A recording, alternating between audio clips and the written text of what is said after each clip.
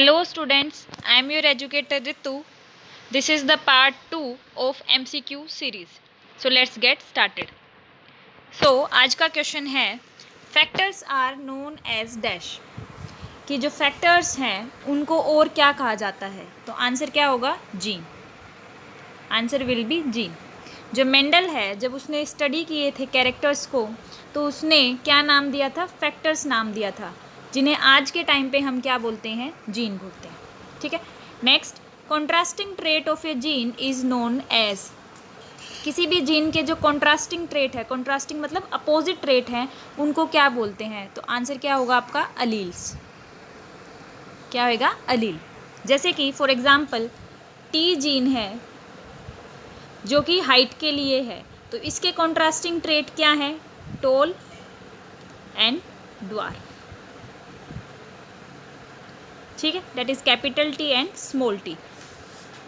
These are the contrasting trait of a gene. Now next, total laws of inheritance. Mendel ने laws of inheritance दिए थे। Laws of inheritance भी पूछ सकते हैं और प्रिंसिपल ऑफ इनहेरिटेंस भी बोल सकते हैं, तो दोनों सेम चीज़ है, आप कंफ्यूज मत होइएगा। टोटल लॉज ऑफ इनहेरिटेंस या फिर प्रिंसिपल ऑफ इनहेरिटेंस। तो टोटल लॉज ऑफ इनहेरिटेंस कितने थे? 3। There are 3 laws of inheritance या फिर 3 principle of inheritance. Now how many laws are related to monohybrid cross. अब ये जो 3 लॉज थे उनमें से मोनोहाइब्रिड क्रॉस से कितने रिलेटेड हैं? That is 2। And how many laws are related to dihybrid cross? That is 1। अब इनके नाम हम अपनी नेक्स्ट स्लाइड में देखते हैं।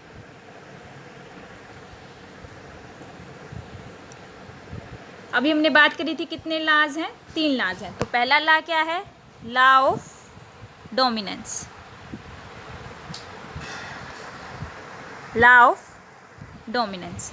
सेकेंड लॉ क्या है? Law of segregation. Law of segregation. And the third one is law of independent assortment.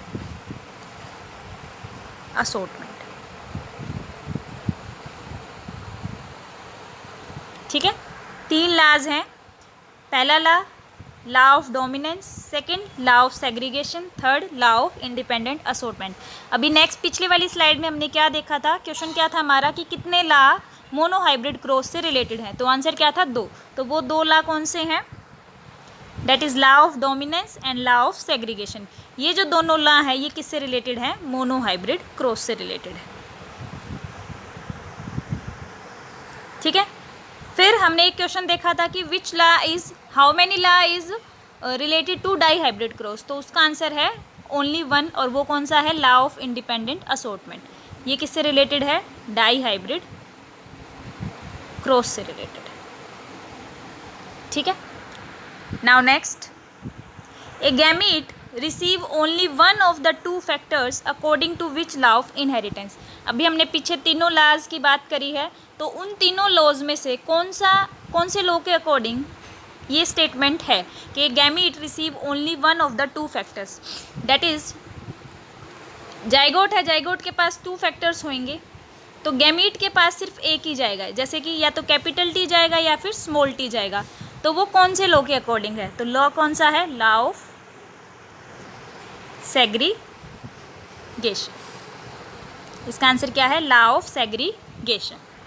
Now next, another name for law of segregation. Law of segregation के कुछ और भी नाम है। That is law of disjunction and law of purity of gametes. Purity of gametes.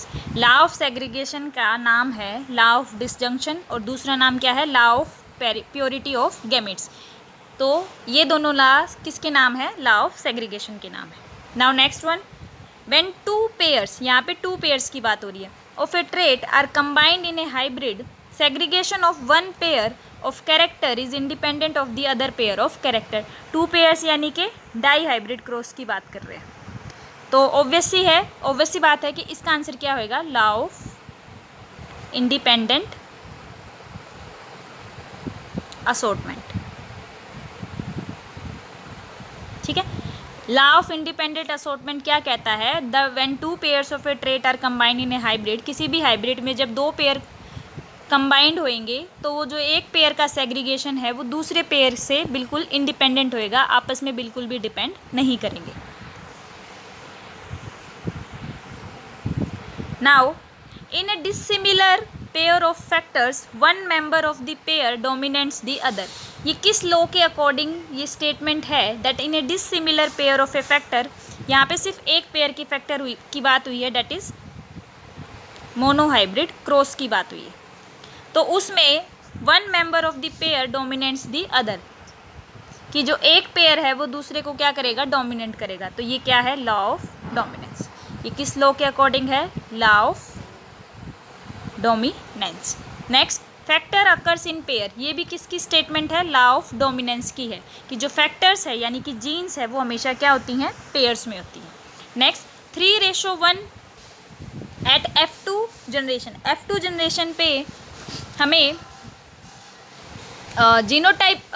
Phenotype का ratio 3:1 मिला था, that is 3 tolls थे और 1 ड्वार्फ था, जो कि हमने पिछली वीडियो में देखा था। तो जो F2 जनरेशन पे ये जो रेशो आ रहा है इसको भी कौन एक्सप्लेन करता है, that is law of dominance. तो इन तीनों क्वेश्चन का आंसर क्या है, लॉ ऑफ डोमिनेंस। तो एग्ज़ाम में आपसे स्टेटमेंट वाइज पूछ सकते हैं कि लॉ ऑफ डोमिनेंस के अकॉर्डिंग कौन सी स्टेटमेंट ट्रू है और कौन सी स्टेटमेंट रॉन्ग है। Similarly with law of segregation and similarly with the law of independent assortment, ये आपको स्टेटमेंट दे दी जाएंगी और पूछा जाएगा कि कौन सी स्टेटमेंट ट्रू है, या फिर 1 मार्क्स 1 लाइनर भी हो सकता है कि अकॉर्डिंग टू विच कि ये लॉ कौन सी चीज़ को एक्सप्लेन कर रहा है। ठीक है, आज की वीडियो में बस इतना ही। Till then, thank you so much.